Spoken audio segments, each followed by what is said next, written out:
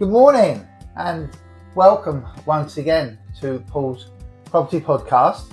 I'm really delighted to be with you today, and I'm joined again by Sam, who's actually been with us a couple of times previously about her search for property, and last time about how her parents were asking, inquiring about estate agency, what to look out for estate agency.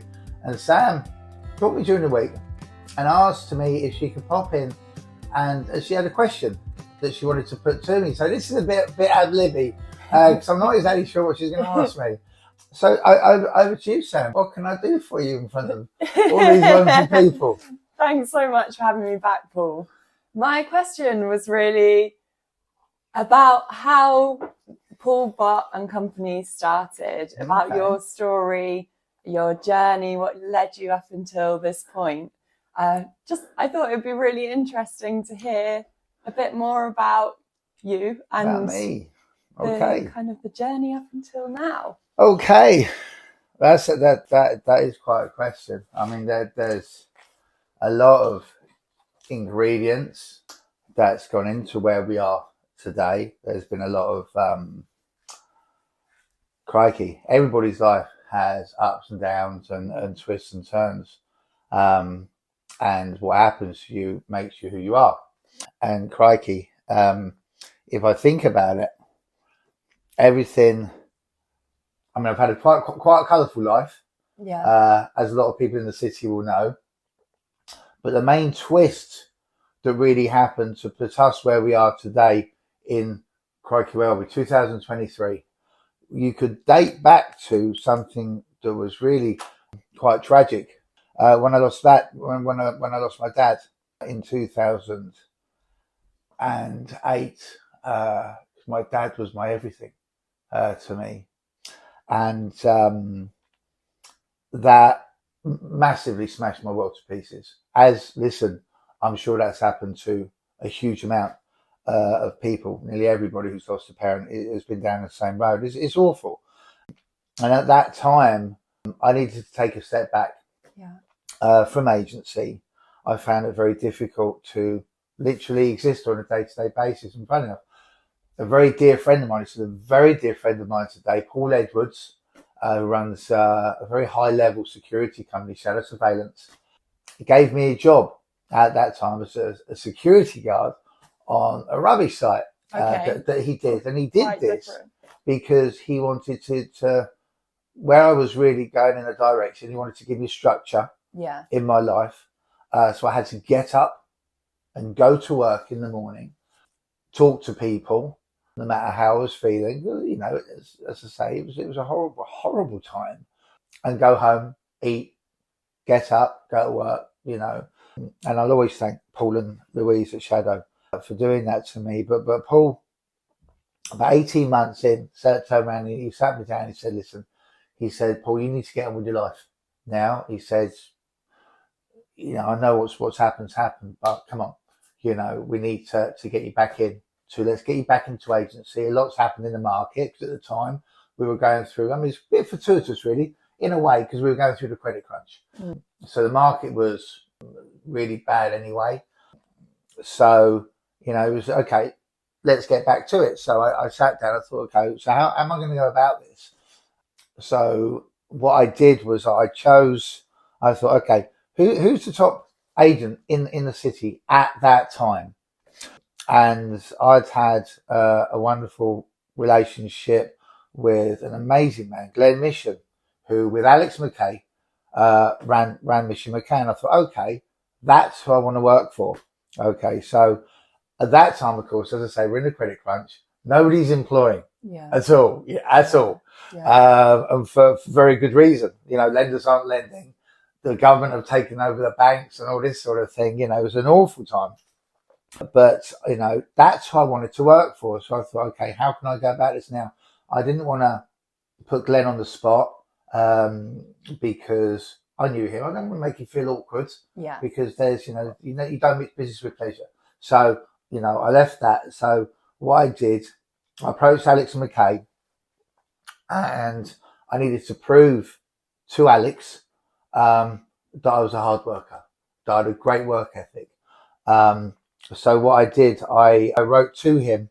I wrote him a letter every week about a property they had on, or something that was going on in the news, or the marketplace as a whole.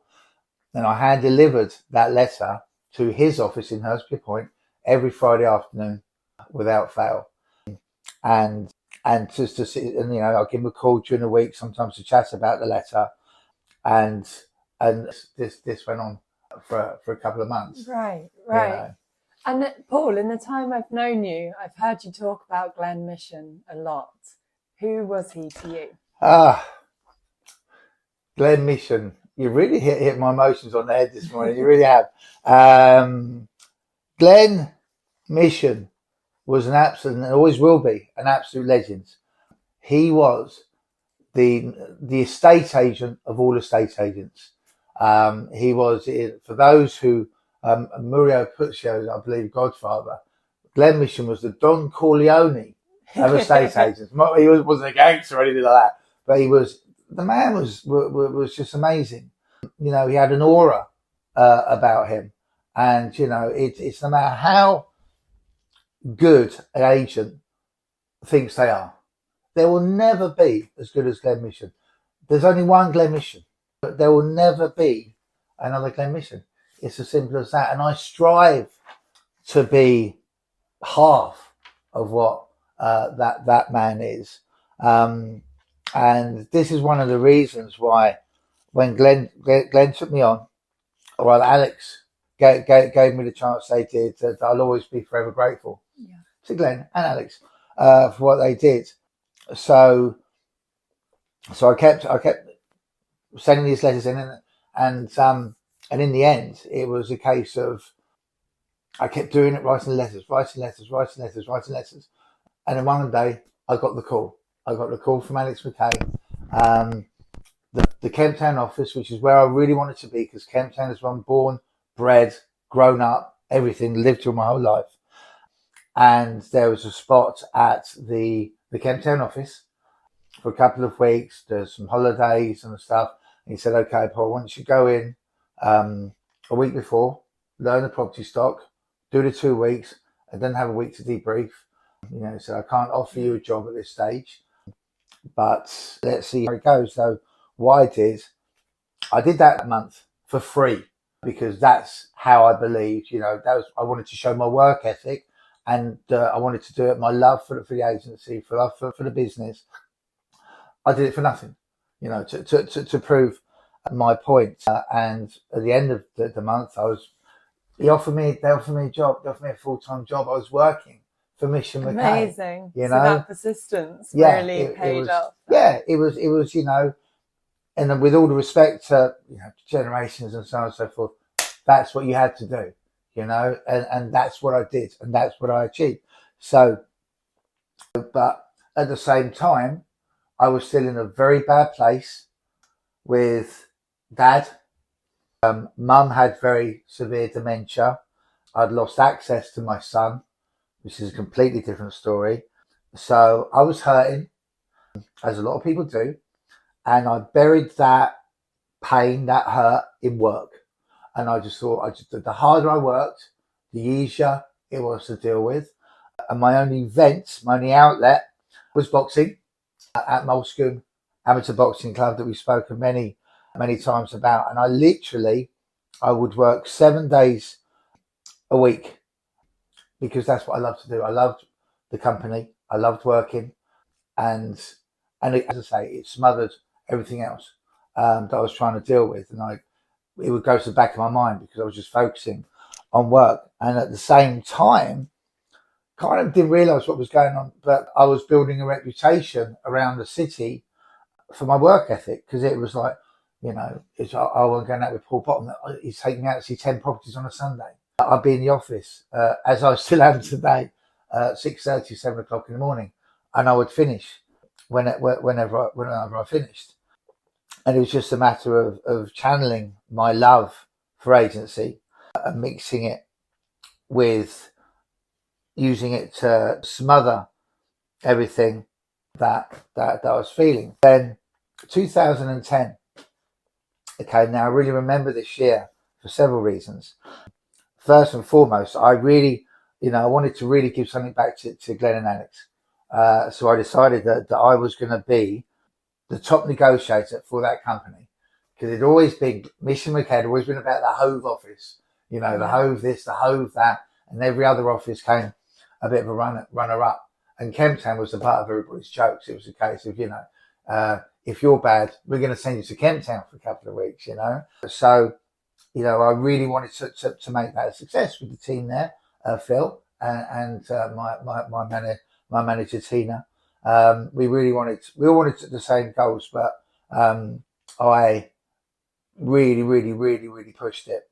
And so, I remember that year, it was something like I did from January the 2nd to Easter Sunday with no days off. I think it was something like 93 days straight that I worked to achieve my goals. And at the same time, to get that release, as everybody needs, I'll be boxing at Mulscombe, a club that, as you know, that I sponsor now, because I owe Nick and Matt over there a huge thank you for them helping me through this time. But again, I without even sort of realising it, just because the way that I naturally work, I'd really started to set a standard for level of service. Because I would go out of my way to make sure that people were happy, that people were seeing the properties that they wanted to see. A great example, generally, even yesterday, I did my first viewing at 8 a.m. yesterday morning, and I finished my last viewing at 7 p.m. last night. So I still carry that work ethic today as I push forward then. And I whether other agents do that, whether I'm better than other agents for that, is besides the point, because it's not a competition. I do what I do, and that's who I am, and that's why we are. But of course, also in 2010, a hugely significant thing happened in my life, that I met Kathy Sanders, who we all know is now my wife. I met Kathy in late 2010. Now, obviously, people can't see me because I've got this big smile on my face.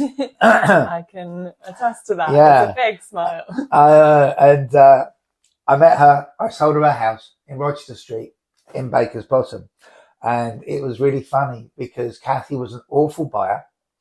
And believe me, and when she made the appointment, when she phoned up to book the viewing, she was so rude on the phone. It was awful. And we actually drew straws in the office who was going to do that viewing with Kathy Sanders.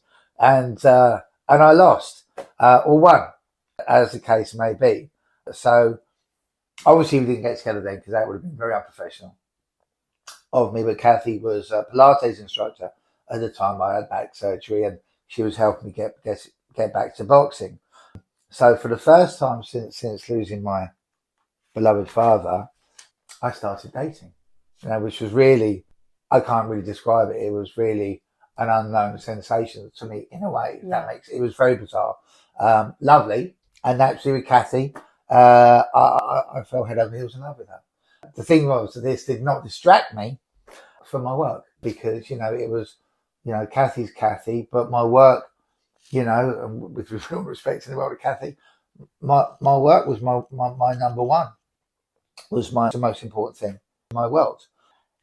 I just wanted to become better and better as well, because I always had in my mind, I wanted to be like Glenn and Alex. So as good as I become, I always had in the back of my mind that Alex McKay once said to me, he said, you can have a great day, you can book 20 viewings, you can sell 3 houses, but you have to get up the next day and do exactly the same thing all over again. So you'll never be remembered for one, or some people remember you for one thing because you sold them a property. But as an agent, you've got to get up and do it all over again, time after time after time, day after day after day. And in my case, that's generally 7 days a week. Now, interestingly, Kathy's father had a huge background in property. So Kathy had that in her background. And they were both outstanding. Kathy is today still, of course, and outstanding business people. And I believe that they saw something in me. So Kathy at that stage sowed a seed in my mind of our own agency. And I was just like, no, absolutely not. I was very, very, very, very loyal to Mission McKay and Alex, of course, because unfortunately, by that time, we had lost Glenn Mission to cancer, which to Glenn was very devastating to myself. A huge amount, especially God his widow, Barbara, who I'm still in touch with today. His son James was one of my dearest friends. So it was, God rest Glenn. But I had this huge, as you can tell even today, I had this huge loyalty to that brand, that name. So I carried on, as always, and by this stage, we're now in 2013, is a year that really sticks out for a number of reasons. Sorry. We lost my brother, Jules, 2013. On my birthday that year, which was, I like to think he didn't know what the date was, but Jules had his demons, and God willing, he's at peace as well. And that year as well, once again, I slogged out all year at Mission, and was top performer for that year again in the company. And importantly, on Christmas morning, I asked Kathy to marry me. Which fortunately she said yes to, which was a bit of a result. And I felt that now I'm getting married into that family. I'd lost my brother, Glenn, with all respect in the world, Alex. Glenn had gone. Something needed to change. Something not needed to change, but it was time potentially to take a different route. So into 2014, thus hatched Paul Bott and Company. And so we opened August, Pride weekend, 2014. We had a soft opening, I remember, in the August, because we thought we'd have a soft opening in August, get rid of all of those glitches, and then open properly September 2014. I remember that we had an open day to welcome people to the business in 14. And I remember it being 12 till 7. I remember sitting in the office because Kathy's sister runs a catering company. There was lots of food and drink and so on and so forth. And I remember sitting there at 12:15 and no one had come in. Oh no. And I was sitting there thinking, my God. But then literally one person walked in, then another. Yeah. And the office was packed until early evening. And it was a case of I'd be chatting like this to someone, then someone else would come in. I was like, I'll be right back with you. I just need to say hello. And I'd say hello to that person, and someone else would come in. I'm like, I'll be right back with you. And then, so it was a wonderful time. And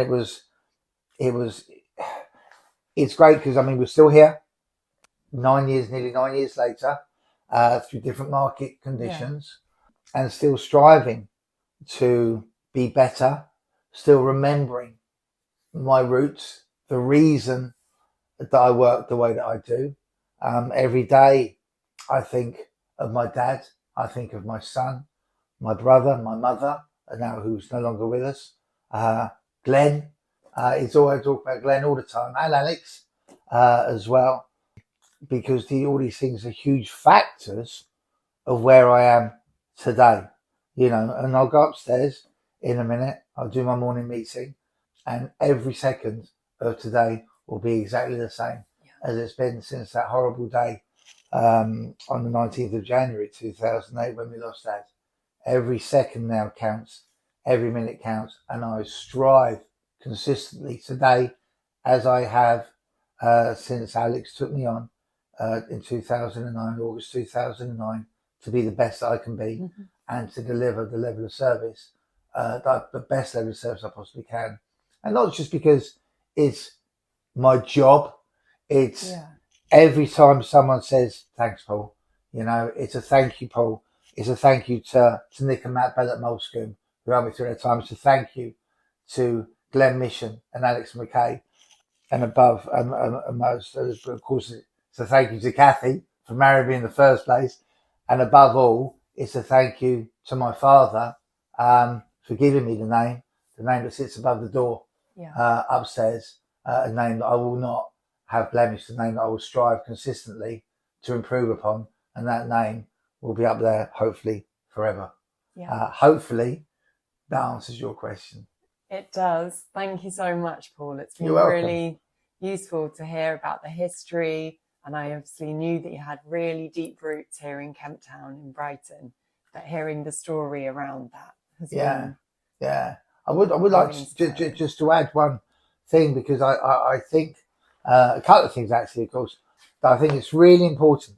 And I'm just going to give a little, I think the DJs call it a shout out, so to speak, because